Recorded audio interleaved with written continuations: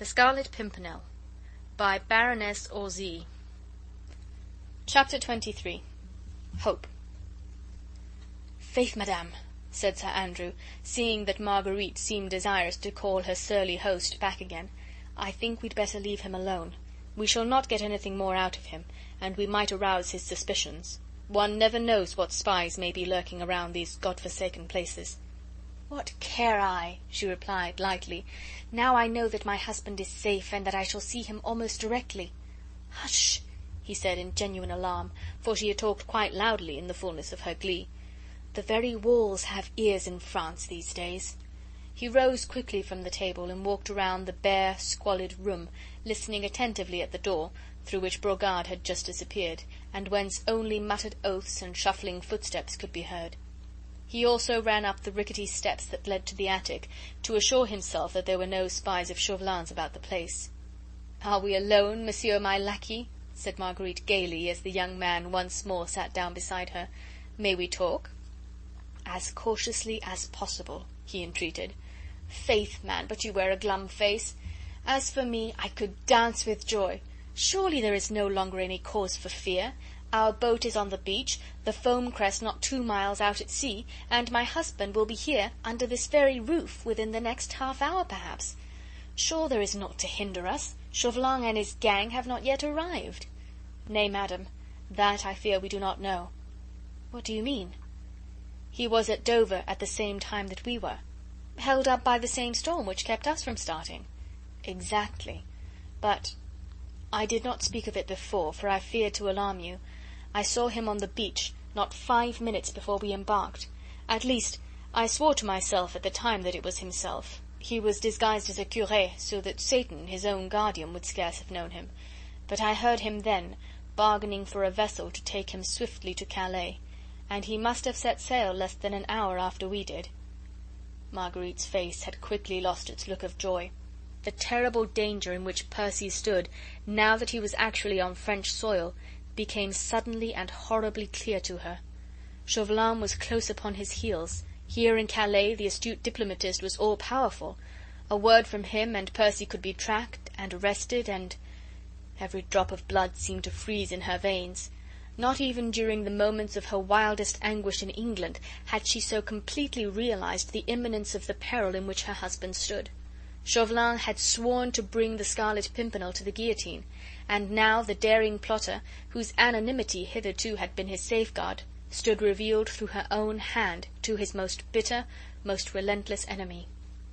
Chauvelin, when he waylaid Lord Tony and Sir Andrew Ffoulkes in the coffee-room of the Fisherman's Rest, had obtained possession of all the plans of this latest expedition. Armand St. Just, the Comte de Tournay, and other fugitive royalists were to have met the Scarlet Pimpernel, or rather, as it had been originally arranged, 2 of his emissaries, on this day, the 2nd of October, at a place evidently known to the League, and vaguely alluded to as the Père Blanchard's hut. Armand, whose connection with the Scarlet Pimpernel and disavowal of the brutal policy of the Reign of Terror was still unknown to his countrymen, had left England a little more than a week ago, carrying with him the necessary instructions which would enable him to meet the other fugitives and to convey them to this place of safety. This much Marguerite had fully understood from the first, and Sir Andrew Ffoulkes had confirmed her surmises. She knew, too, that when Sir Percy realized that his own plans and his directions to his lieutenants had been stolen by Chauvelin, it was too late to communicate with Armand, or to send fresh instructions to the fugitives. They would, of necessity, be at the appointed time and place, not knowing how grave was the danger which now awaited their brave rescuer.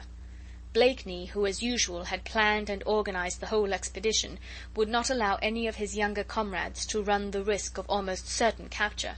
Hence his hurried note to them at Lord Grenville's ball, "Start myself tomorrow alone." And now, with his identity known to his most bitter enemy, his every step would be dogged the moment he set foot in France. He would be tracked by Chauvelin's emissaries, followed until he reached that mysterious hut where the fugitives were waiting for him, and there the trap would be closed on him and on them. There was but 1 hour, the hour's start which Marguerite and Sir Andrew had of their enemy, in which to warn Percy of the imminence of his danger, and to persuade him to give up the foolhardy expedition which could only end in his own death. But there was that 1 hour. "Chauvelin knows of this inn, from the papers he stole," said Sir Andrew earnestly, "and on landing will make straight for it." "He has not landed yet," she said. "We have an hour's start on him, and Percy will be here directly. We shall be mid-channel ere Chauvelin has realized that we have slipped through his fingers." She spoke excitedly and eagerly, wishing to infuse into her young friend some of the buoyant hope which still clung to her heart. But he shook his head sadly. "Silent again, Sir Andrew?" she said with some impatience. "Why do you shake your head and look so glum?" "Faith, madame," he replied, "'tis only because in making your rose-coloured plans you are forgetting the most important factor." "What in the world do you mean? I'm forgetting nothing. What factor do you mean?" she added with more impatience. "It stands 6 foot odd high," replied Sir Andrew quietly, "and hath name Percy Blakeney." "I don't understand," she murmured. "Do you think that Blakeney would leave Calais without having accomplished what he set out to do? You mean there's the old Comte de Tournay." "The Comte," she murmured, "and St. Just, and others." "My brother!" she said with a heart-broken sob of anguish. "Heaven help me, but I fear I had forgotten." Fugitives as they are, these men at this moment await with perfect confidence and unshaken faith the arrival of the Scarlet Pimpernel, who has pledged his honour to take them safely across the Channel. Indeed she had forgotten. With the sublime selfishness of a woman who loves with her whole heart, she had in the last 24 hours had no thought save for him, his precious, noble life, his danger. He, the loved one, the brave hero, he alone dwelt in her mind. "My brother," she murmured, as one by one the heavy tears gathered in her eyes, as memory came back to her of Armand, the companion and darling of her childhood, the man for whom she had committed the deadly sin which had so hopelessly imperilled her brave husband's life. "Sir Percy Blakeney would not be the trusted, honoured leader of a score of English gentlemen," said Sir Andrew proudly, "if he abandoned those who placed their trust in him. As for breaking his word, the very thought is preposterous." There was silence for a moment or two. Marguerite had buried her face in her hands, and was letting the tears slowly trickle through her trembling fingers. The young man said nothing. His heart ached for this beautiful woman in her awful grief. All along he had felt the terrible impasse in which her own rash act had plunged them all. He knew his friend and leader so well, with his reckless daring, his mad bravery, his worship of his own word of honour. Sir Andrew knew that Blakeney would brave any danger, run the wildest risks, sooner than break it, and with Chauvelin at his very heels, would make a final attempt, however desperate, to rescue those who trusted in him.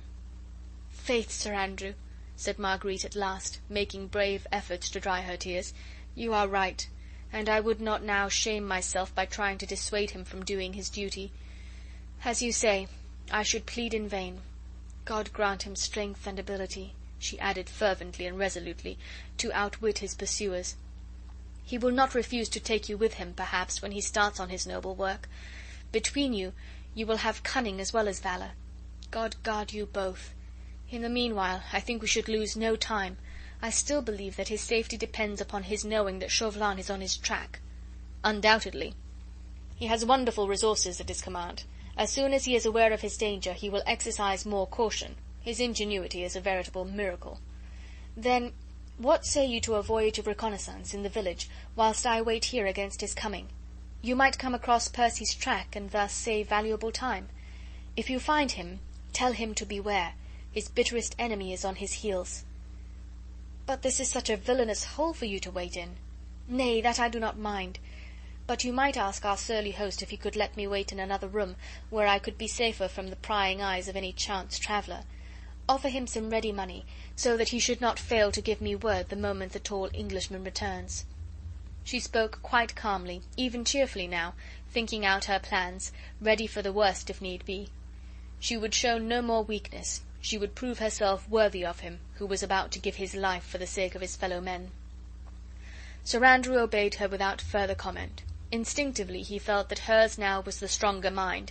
He was willing to give himself over to her guidance, to become the hand whilst she was directing the hand.